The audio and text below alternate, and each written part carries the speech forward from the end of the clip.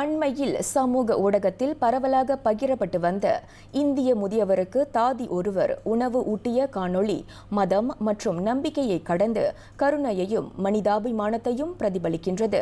நோர்டீனா நசீஃபா என்ற அந்த தாதியின் செயல் சுகாதார அமைச்சர் டத்தோஸ்ரீ டாக்டர் ஜுல்கிஃப்லி ஹமாட்டின் கவனத்தை வெகுவாக ஈர்த்தது. எனவே நேற்று பினாங்கு சிப்ராங்ஜயா மருத்துவமனையின் புதிய கட்டிட திறப்பு விழாவில் கலந்து கொண்ட டாக்டர் ஜுல்கிஃப்லி சம்பந்தப்பட்ட தாதியை அடையாளம் கண்டு பாராட்டினார்.